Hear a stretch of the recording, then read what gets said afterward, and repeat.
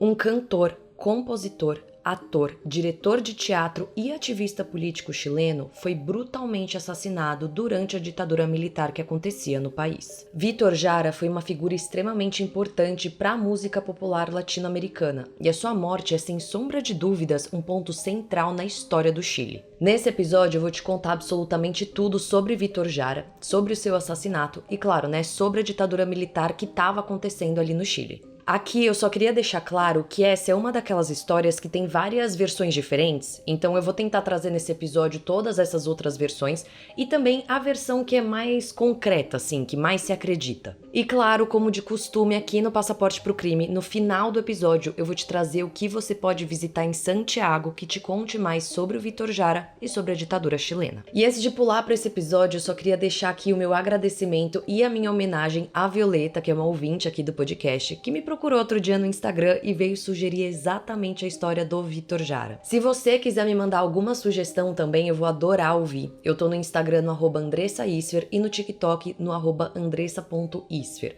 Se você quiser também só me dar um oizinho, só falar um alô, dar algum feedback também, eu vou ficar muito feliz em poder te ouvir. E não esquece de se inscrever no canal no YouTube se você ainda não tiver inscrito, ou seguir o podcast no Spotify caso você ainda não tenha seguido, avaliar e tal, e fazer todas aquelas coisas que cada plataforma pede, porque isso me ajuda muito e ajuda você também a não perder nenhum episódio aqui do podcast. Por último, mas não menos importante, se você curte esse projeto e quer apoiar o Passaporte pro Crime, é só você entrar ali na Aurelo, ou no Apoia-se, ou no Patreon. Eu vou deixar os 3 links na descrição do episódio. Aproveito também para já deixar um enorme beijo a todos os apoiadores.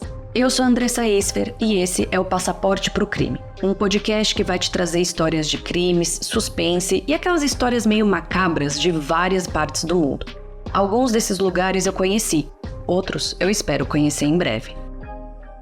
Vítor Jara nasceu em 28 de setembro de 1932 no Chile, no sul do país. E logo de cara, assim, a sua cidade natal já é tema de debate, com algumas pessoas falando que é San Ignacio e outras falando do povoado de Quiriquina. Mas assim, gente, seja como for, o ponto é que ele nasceu no sul do Chile. Os seus pais eram camponeses e ele tinha ali 4 irmãos. E num contexto geral, assim, a infância do Vítor foi muito marcada por alguns pontos. A violência e problemas com álcool que o seu pai tinha, os trabalhos agrícolas que tanto ele quanto seus irmãos já faziam desde pequeno, e a música. Essa última, a música, era trazida para a família por conta da sua mãe. Ela, no caso, era conhecida por tocar e cantar em vários eventos ali da cidade, Então, casamentos, batizados ou até funerais. E ela acabou trazendo isso para dentro de casa, principalmente pro Vítor. E bom, quando o nosso personagem principal ele chegou aos 12 anos de idade, a família dele decidiu se mudar para mais perto do centro ali do Chile, para uma cidade específica ali chamada Los Nogales. E lá, assim, muitos anos se passaram com o Vítor estudando e depois largando os estudos, começando a trabalhar ali numa fábrica de móveis, mas logo depois também abandonando esse emprego, entrando e saindo de um seminário e servindo o serviço militar obrigatório. Mas assim, mais importante de tudo isso, de todos esses anos que ele estava vivendo ali, tudo o que aconteceu, aos 15 anos de idade, o Vítor perdeu a sua mãe. E esse foi um baque, assim, nele sem precedentes. Mas mesmo com o baque, assim, fortíssimo, dele ter perdido a sua mãe, o Vítor seguiu ali a sua vida, fazendo tudo isso que eu comentei antes, até que ele chega aos 21 anos de idade. Foi com essa idade que ele começou a sua vida artística, exatamente ao ingressar na Universidade do Chile. Na Universidade do Chile foi quando ele ingressou no coral da faculdade, da universidade no caso, e foi quando ele começou a aprender mais sobre o folclore chileno. Depois, ele decidiu estudar atuação e direção na Escola de Teatro da Universidade do Chile, e aí, meu filho, foi quando tudo deslanchou. Uma curiosidade aqui é que em 1957, ou seja, quando o Vítor tinha 25 anos, ele conheceu uma figura que também é muito importante na cultura chilena e que influenciou ele a seguir pro lado mais musical. Essa figura era a Violeta Parra. Então, assim, com essa porta musical aberta, o Vítor seguiu ali vivendo a sua vida, atuando bastante, como cantor, como compositor, mas principalmente como diretor de teatro. E ele cresceu tanto nos 10 anos que se seguiram ali, que ele chegou a trabalhar como professor interino da Universidade do Chile e chegou também a atuar ali no círculo próximo, vamos dizer assim, dos diretores de sempre do Instituto de Teatro da Universidade. Bom, e nisso ele foi trabalhando, cantando, compondo, dirigindo, fazendo ali tudo o que ele costumava fazer. Até que um acontecimento muito importante aconteceu no Chile, a eleição de Salvador Allende. E para te contar mais sobre a eleição desse cara e o que estava acontecendo, eu preciso abrir aqui um parênteses para te falar o que estava acontecendo no Chile num geral, mas não só nesse período específico, e sim o que estava rolando ali no plano de fundo enquanto toda essa vida do Vitor acontecia. Basicamente, assim, resumindo bastante, o Chile estava sofrendo muito com uma desigualdade social e uma grande polarização política, que estava dividida ali entre 3 blocos principais: a esquerda, a direita e o centro. E ao longo dos anos de 1960, a esquerda começou a ganhar mais força, exatamente ali por conta dos movimentos sociais. Aqui eu também preciso te contar uma informação bem importante, que assim, a economia do Chile nessa época girava muito em torno da exportação de cobre. E essas minas de cobre, elas eram controladas por empresas estrangeiras, principalmente dos Estados Unidos. Mas bom, dado todo esse contexto e no meio desse auê todo, foi quando aconteceram as eleições de 1970, que deu a vitória a Salvador Allende. O Allende, no caso, era de esquerda e ele defendia a transição pacífica do Chile ao socialismo. E só para te dar uma noção, nessas mesmas eleições, a direita ficou em segundo lugar e o centro em terceiro, mas assim, tudo muito perto um do outro, para vocês entenderem o quão polarizado estava o Chile nessa época. Aqui arredondando os números, se a esquerda teve 37% dos votos, a direita teve 35% e o centro teve 28%. Então o Allende chegou ao poder. E ele já de cara começou a implementar ali uma série de reformas, uma série de políticas que eram apoiadas por algum e criticadas por outros. Algumas das mudanças que ele fez foram, por exemplo, a nacionalização da produção de cobre, né, fazendo ali com que as empresas chilenas fossem responsáveis e não mais as estrangeiras. Ele fez também uma reforma agrária, implementou programas sociais e aumentou o controle estatal do país. E assim, o nosso personagem principal, ele era um apoiador fervoroso do Allende. Ele apoiou publicamente o candidato durante as eleições de 1970, participando de comícios e encontros promovidos pelo partido político do Allende. E mais além disso, né, mais além dessa participação nos comícios e tudo mais, o Vitor, ele usava a sua música exatamente como uma ferramenta política. As suas músicas, assim, em outras palavras, elas eram exatamente, assim, visando uma mobilização política e uma conscientização política. Mas assim, não à toa, o Vítor Jara, ele ficou muito conhecido nessa época por ser um dos principais representantes da Nueva Canción Chilena, que é um movimento cultural que ressaltava valores do governo do Allende, como a justiça social e a resistência cultural chilena diante da influência americana. Então assim, eu não sei se tá ficando claro, mas do tipo, o Vítor Jara, ele não participava ativamente do governo do Allende, tá? Não é que ele tinha um cargo público ou algo do gênero.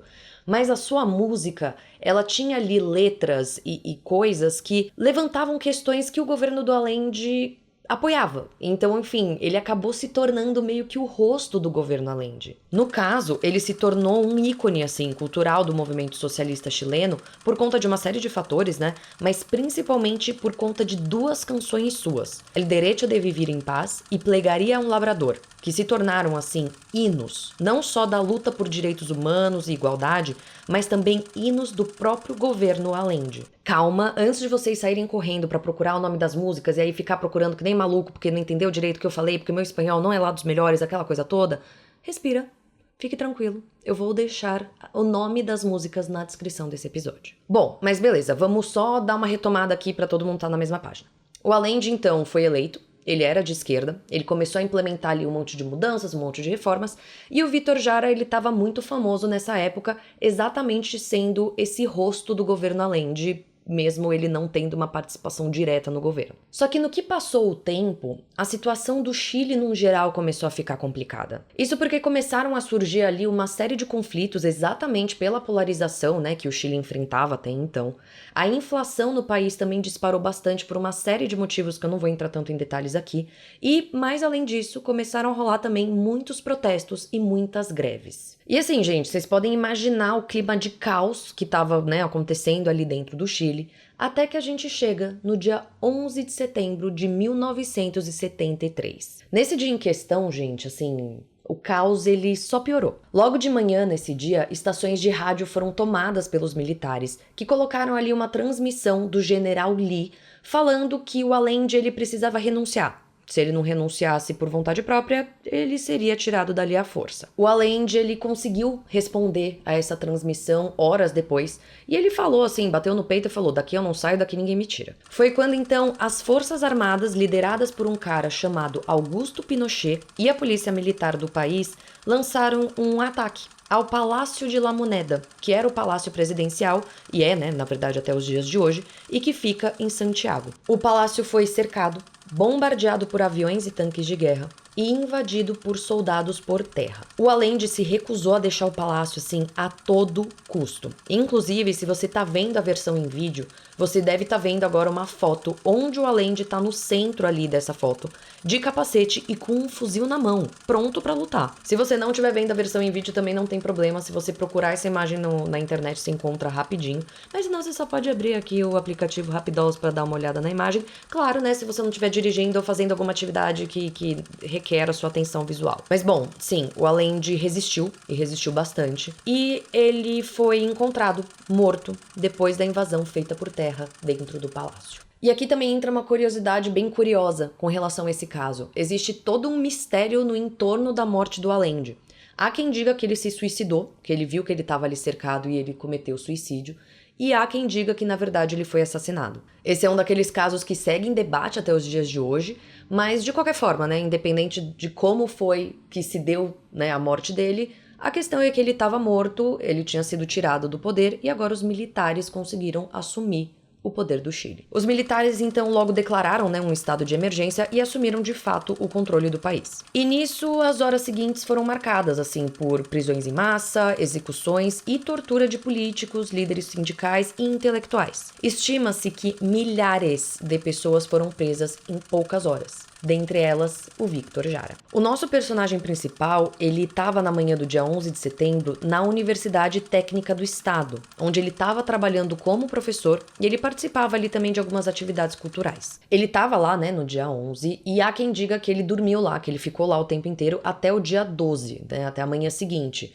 que foi quando o negócio começou a desandar bastante. A universidade, no caso, foi bombardeada e invadida por tropas militares que estavam, assim, prendendo quem quer que fosse que tivesse na frente deles. Podia ser professor, podia ser aluno, podia ser funcionário, não interessava. Todo mundo ali estava sendo preso. O que eles alegavam é que a pessoa que estava sendo presa era apoiadora do Allende ou do socialismo. Aqui entra aquilo que eu comentei no comecinho do episódio de existirem diferentes versões. Existem diferentes versões do por que e como se deu a prisão do Vítor Jara. Há quem diga que, como foi a versão que eu contei, né, que é a que você encontra mais, os alunos, professores e tudo mais, eles estavam na universidade ali e eles foram simplesmente presos do mais absoluto nada. Há quem diga que, na verdade, eles estavam fazendo uma manifestação a favor do Allende, por isso eles foram presos. E há uma outra versão também que eu também encontrei bastante por aí, que falava que, na verdade, os militares tinham emitido um anúncio, né, qual é o nome disso? Enfim, um anúncio mesmo, pedindo para que alunos, professores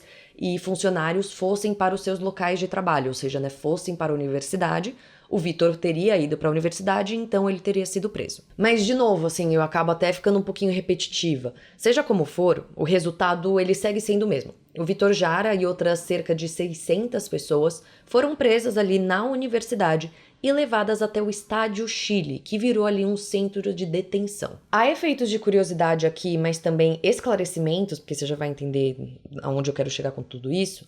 No Chile, nessa época, existiam 2 estádios, e os 2 estádios foram usados como centro de detenção durante a ditadura militar chilena. Existia, então, o Estádio Chile e o Estádio Nacional do Chile. O Estádio Chile, que foi para onde o Vítor Jara foi levado, ele era um centro de detenção menor, né? O estádio em si era menor, e ele era usado como um centro de detenção temporário. Então vamos dizer que assim, a ideia era, os detidos eles eram levados para lá, e logo eles tinham seu destino cravado. Então, ou eles eram transferidos para outros lugares, ou no caso, eles eram executados ali mesmo. Já o Estádio Nacional do Chile foi o que ficou mais famoso quando se fala na ditadura chilena. Ele, no caso, era bem maior e ele foi usado para prender pessoas por mais tempo. Eu tiro essa dúvida aqui porque, ao procurar imagens da época, você só encontra coisas do Estádio Nacional do Chile.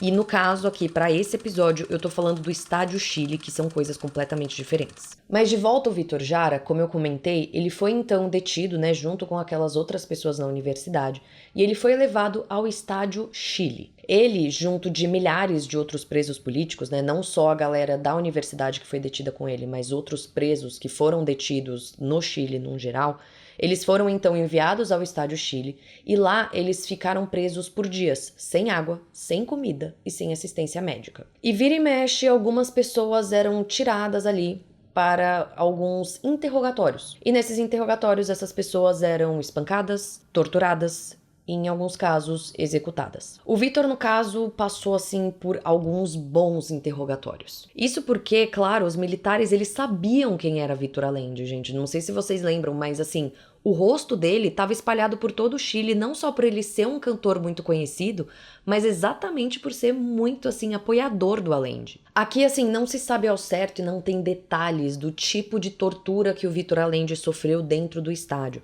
Mas o que dizem é que ele, logo de cara, assim, na fila, para entrar no Estádio Chile, ele já foi reconhecido pelos militares e na própria fila ele já foi espancado exatamente por ser o cantor comunista. Uma outra história que também rodou assim por bastante tempo é que o Vítor, ele teria sofrido, né, nessas sessões de tortura e tudo mais dentro do Estádio Chile, ele teria tido as suas mãos mutiladas ou os seus dedos cortados, numa tentativa ali dos militares de impedir que ele tocasse algum instrumento, né, pro restante da sua vida, assim. Então, numa tentativa de calar ele, calar a sua música. E, bom, ele foi mantido, assim, nessas circunstâncias, né, sendo interrogado, sendo torturado e tudo mais, até o dia 16 de setembro de 1973. E, assim, aqui também existem diferentes versões, tá, do que aconteceu entre os dias 12 e 16 de setembro, né, quando ele foi preso e, enfim, até esse dia 16, que eu já vou entrar em detalhes do que aconteceu. O que é consenso entre todas as versões é que, sim, ele era interrogado com uma certa frequência e que, sim, ele era torturado também com uma certa frequência. Isso ninguém discute. Agora, outras histórias que rodavam, outros boatos, né, que surgiram e tudo mais, é que o Vítor, ele cantava todos os dias ali, numa tentativa de levantar o ânimo da galera que estava presa com ele, mas também, né, provocar os militares que estavam ali.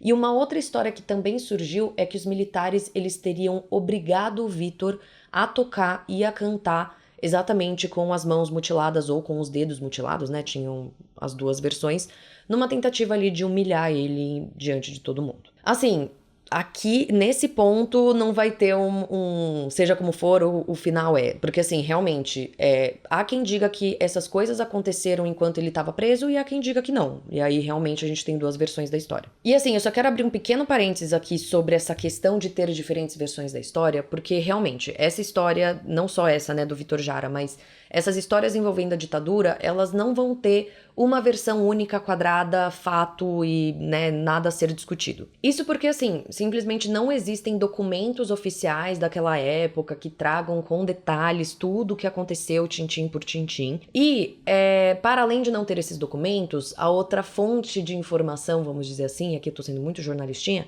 eram exatamente os sobreviventes, né, que ficaram presos ali no Estádio Chile também nesse mesmo período que o Vítor Jara. Só que esses sobreviventes, eles eram mantidos isolados, né, cada um era isolado ali. Eles não tinham noção de dia ou noite, assim, eles eram mantidos em umas condições ali que eles não sabiam que dia que era, que noite que era, então a noção de tempo se perde um pouco. E nenhum deles ficou preso na mesma cela, né, porque é exatamente isso, eles estavam isolados, né. Então nenhum deles ficou preso, vamos dizer assim, diretamente com o Vítor Jara para poder dizer do tipo, olha, o tipo de tortura que ele sofreu foi esse ou esse, entendeu?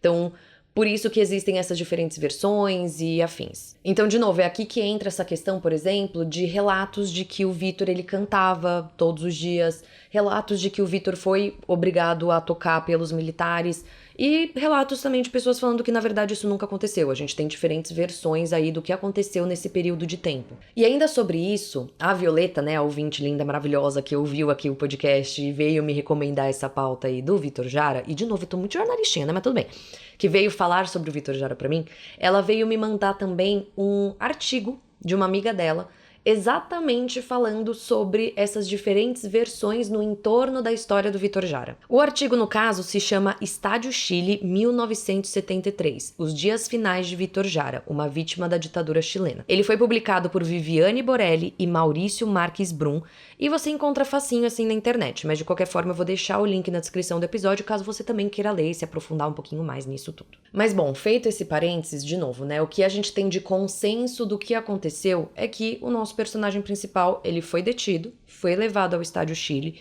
foi interrogado bastante e foi torturado bastante também. Outra coisa que sim é consenso é que enquanto ele estava preso no Estádio Chile, ele chegou a escrever um poema que ficou conhecido como o Estádio Chile ou Somos 5.000. Esse poema, enfim, depois ele foi amplamente assim divulgado e tudo mais, você também encontra na internet. Mas então tá, nesse fatídico dia, no dia 16 de setembro de 1973, o Vítor Jara, ele foi chamado ali pelos militares e ele foi levado pro vestiário para ser mais uma vez interrogado para, mais uma sessão de tortura. Só que ele nunca mais foi visto depois disso. No caso, ele tinha sido assassinado e o seu corpo, ele tinha sido jogado, assim, junto de uma pilha de corpos de outros prisioneiros que também tinham sido executados. Esses corpos, depois, eles foram desovados, jogados num terreno baldio, perto ali do cemitério metropolitano de Santiago. No dia seguinte, então, no dia 17 de setembro, um grupo de pessoas que tinha, burlado ali o toque de recolher imposto pelos militares, eles estavam ali caminhando, esse grupo estava ali caminhando, e ali pela região, e eles viram, então, essa pilha de corpos deixadas ali no terreno baldio. Eles, então, acionaram, as autoridades responsáveis. O corpo do Vítor Jara, então, acabou sendo, reconhecido relativamente rápido, porque, querendo ou não, era o Vítor Jara, o rosto dele era conhecido, e ele foi levado ao necrotério. No necrotério foi constatado que o Vítor Jara, ele tinha marcas de bala pelo corpo, mais especificamente 44 disparos de bala, assim, no corpo dele, além de ter inúmeros ossos quebrados, incluindo o das suas mãos. As suas mãos, então, não foram mutiladas. No caso, elas foram quebradas. E de novo com essa história das versões, há quem diga que os militares, eles fizeram um jogo de roleta russa com o Vítor, o que acabou levando a um disparo na cabeça dele, que foi o disparo inicial e que abriu ali as portas, vamos dizer assim, para realizarem os outros disparos. E sobre o encontro do seu corpo, há quem diga que foi um grupo de pessoas e há quem diga também que foi um funcionário do cemitério, tá?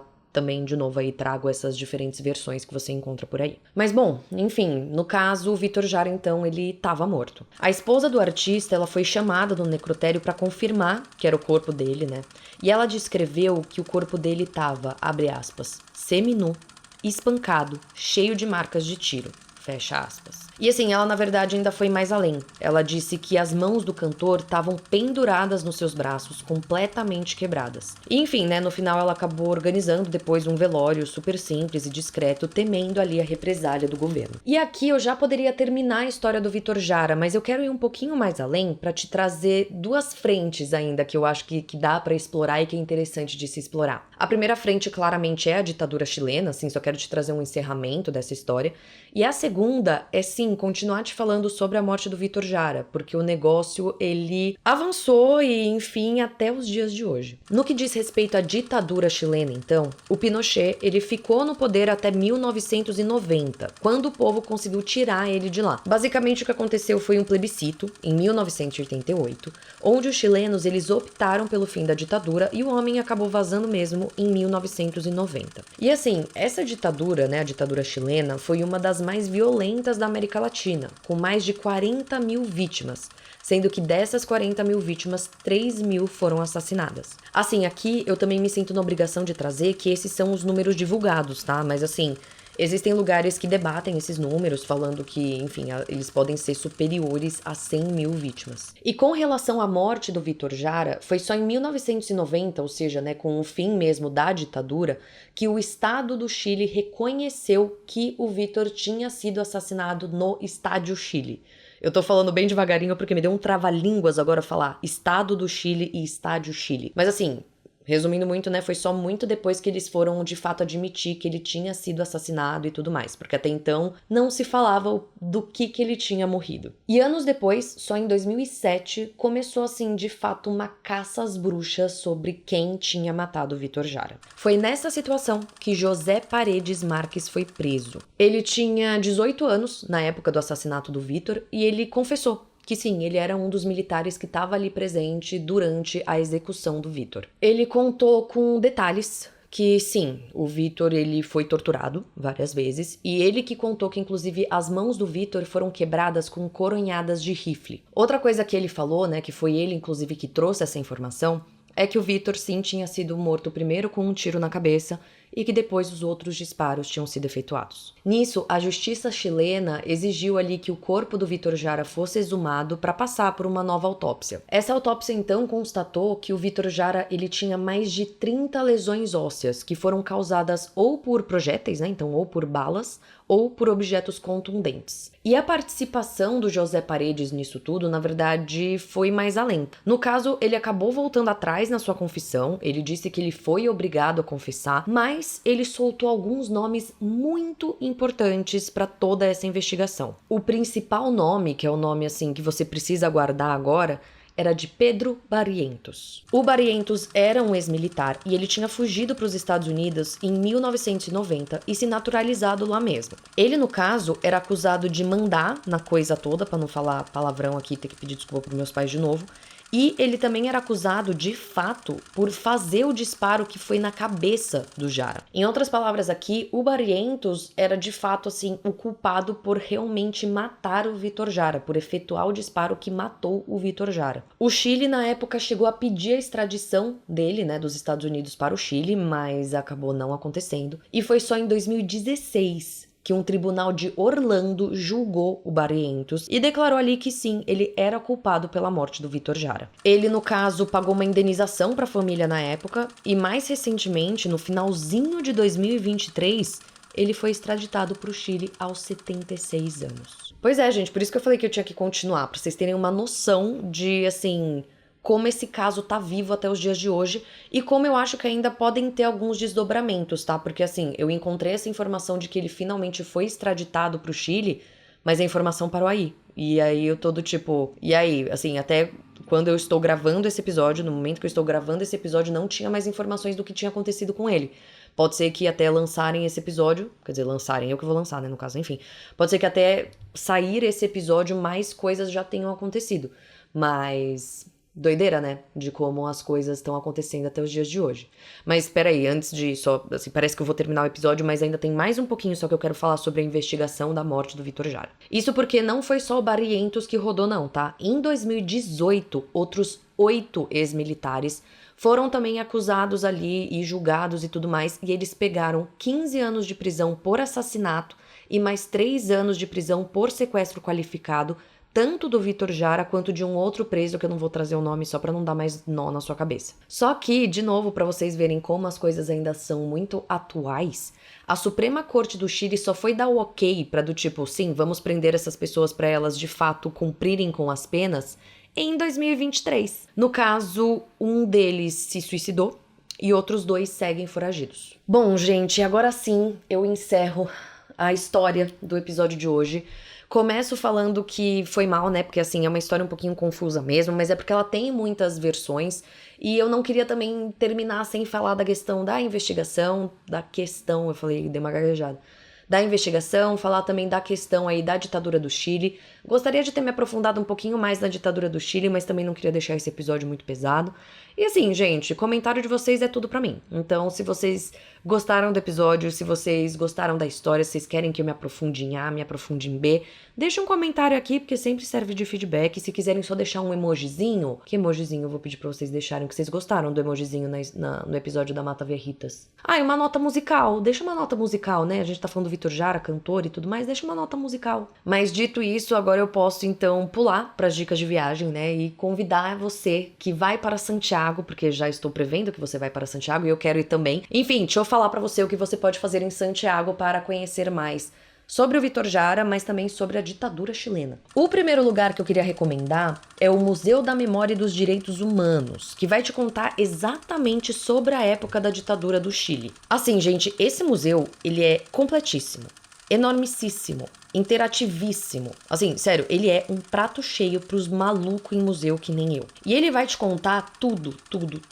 absolutamente tudo, nos mínimos detalhes sobre o golpe, sobre o período da ditadura, sobre as vítimas, sobre os desaparecidos, sobre o plebiscito e outros pequenos tópicos ali dentro do tema da ditadura chilena. Assim, realmente, esse museu, ele vai te dar todos os mínimos detalhes, ele vai ser uma verdadeira aula de história, assim, sobre tudo que eu te contei nesse episódio, mas eles vão completar tudo 1 milhão de vezes. Assim, gente, apesar desse museu não ser específico sobre o Vítor Jara, ele é muito bacana porque ele te dá realmente um contexto sobre o que o Vítor Jara viveu, né? Sobre os momentos antes dele ser preso e quando ele foi preso. E assim, eu aposto bastante, apesar de eu não ter visto isso, ninguém me contou isso, mas eu aposto que na parte dos desaparecidos deve ter alguma menção ao Vítor Jara, exatamente porque ele era uma figura muito importante pro Chile, ele ainda é uma figura muito importante pra cultura, né, chilena. E assim, né, então o que acontece? Agora eu preciso ir pra lá, pra conhecer, pra ver se tem coisa do Vítor Jara e poder trazer pra vocês. Inclusive, a efeitos de curiosidade aqui, enquanto eu estava produzindo esse episódio, senhora Latam ficou me bombardeando de e-mails falando, vamos para o Chile. E eu tô assim, querida, você me leva, eu vou.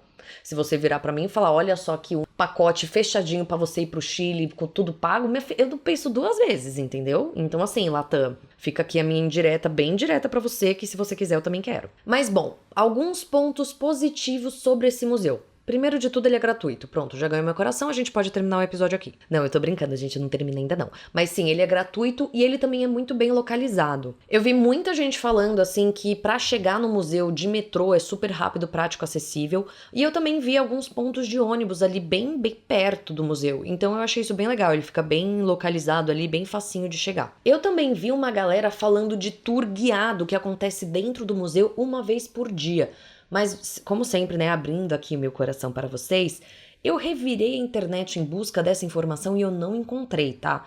Mas assim, fica a dica. Aquela coisa que eu sempre falo, meu Deus, quem escuta todo o episódio até o final já não deve aguentar eu falando isso. Mas se informa um pouquinho mais, só pra ter certeza, caso você curta o tour, né? Pra você não perder o horário do tour, se ele realmente existir. Outra dica que eu queria te dar em Santiago, assim, pra saber mais sobre a ditadura e tudo mais, são eles, meus amores, eles. Os Free Walking Tour. Fazia tempo que eu não trazia um, né? Bom, todos os tours básicos que eu vi de Santiago, assim, eles acabam falando sobre a ditadura exatamente por conta do Palácio de La Moneda. Eu não sei se você lembra do Palácio de La Moneda, mas ele foi bombardeado pelos militares quando eles deram o golpe. Então, enfim, todos os tours, eles acabam passando por lá e é impossível não falar do golpe militar passando ali na frente do palácio. Então, eles acabam comentando sobre isso. E aí, pode ser que eles falem sobre Vítor Jara, mas se não, você pode chegar pro seu guia e falar, e o que você tem a me dizer sobre Vítor Jara? Ele vai te achar um gênio, ele vai te achar uma pessoa super informada, você vai ganhar uma estrelinha dourada pra colar na testa, e aí você vai poder falar, obrigada, Andressa. E pra fechar esse episódio, eu queria trazer, na verdade, mais 2 dicas, que essas sim são diretamente ligadas ao Vítor Jara. A primeira delas é o Estádio Chile. Sim, gente, o estádio onde o Vítor Jara foi detido e torturado junto de milhares de outras pessoas. Hoje o estádio, ele não se chama mais Estádio Chile, tá? E sim Estádio Vítor Jara. Ele foi renomeado exatamente em homenagem ao artista em 2003 e ele fica perto tanto do Museu dos Direitos Humanos quanto do Palácio de La Moneda. Então assim, né, pode ser bacana você dar um pulinho lá. Assim, eu preciso te dizer que o estádio, ele na real é um estádio mesmo, tá? Ele funciona como um estádio hoje, ele não é um museu, não tem nada de específico assim em homenagem ao Jara, só tipo alguns grafites em volta do estádio e tudo mais.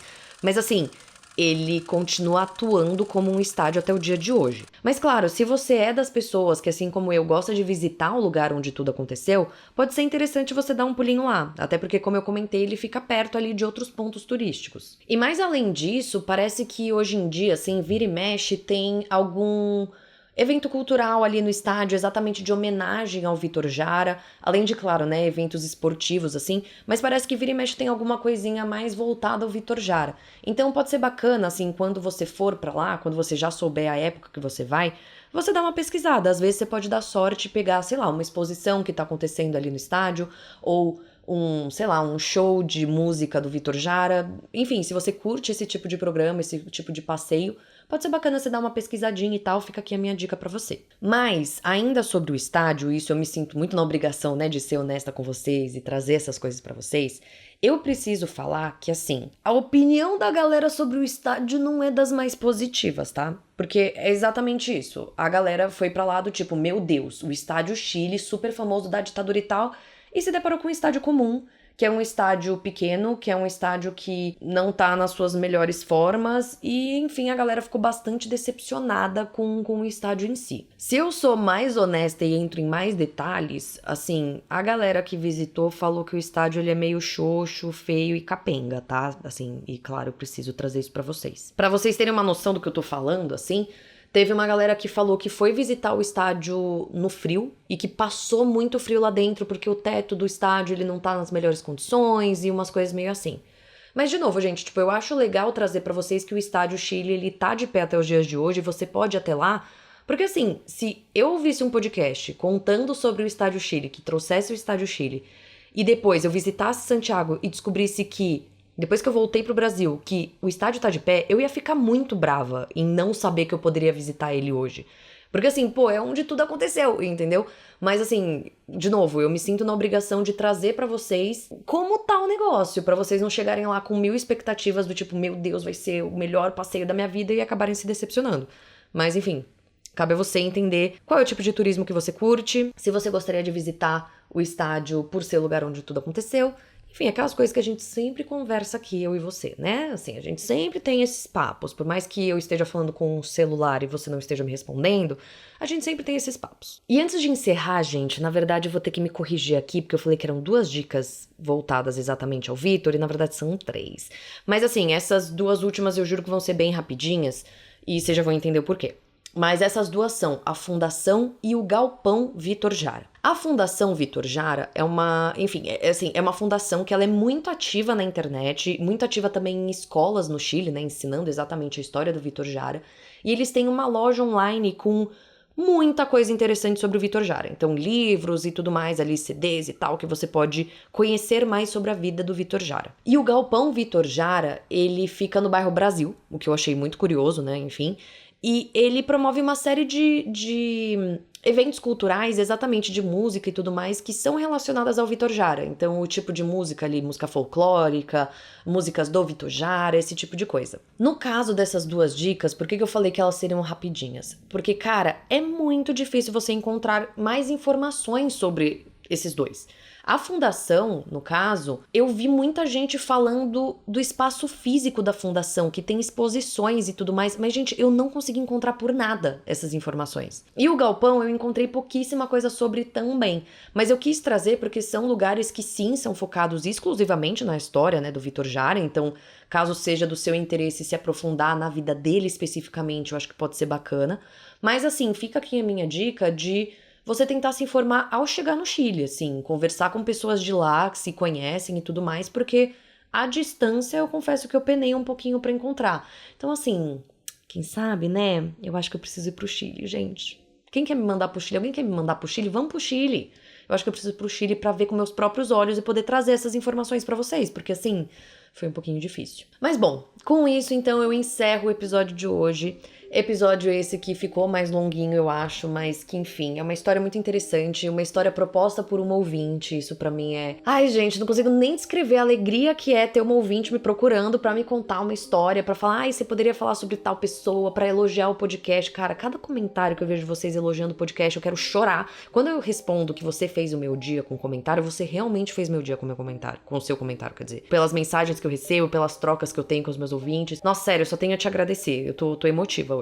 Mas sim, então, quero te agradecer por isso, né? Quero agradecer de novo a Violeta. Espero que ela tenha gostado do episódio. Violeta, se gostou, você já tem meu Instagram, a gente já tá conversando, então você me manda ali se você gostou ou não. E quero te agradecer, querido ouvinte, que chegou até aqui, né? Porque se você ainda tá me ouvindo falar, né? A senhorita tem bastante paciência, ou o senhorito tem bastante paciência. Antes de encerrar propriamente dito, eu queria também agradecer aos apoiadores aqui do Passaporte pro Crime. Vocês fazem muito muita diferença na minha vida.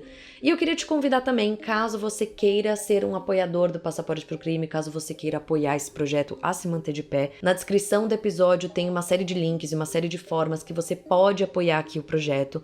Qualquer ajuda vai ser, assim, perfeita, linda, maravilhosa. Você vai ganhar um espaço enorme no meu coração. Mas, outra coisa que também ganha um espaço enorme no meu coração é se você compartilhar esse podcast com pessoas que você acha que vão gostar, que vão ouvir, que vão curtir, que vão pra Santiago. Isso também já faz uma baita diferença pra mim. E acho que é isso, gente. Te vejo, então, semana que vem? Te vejo semana que vem pra te levar pra alguma outra parte do mundo? Eu espero que sim, né? Porque eu estarei aguardando ansiosamente. Um beijo e até lá.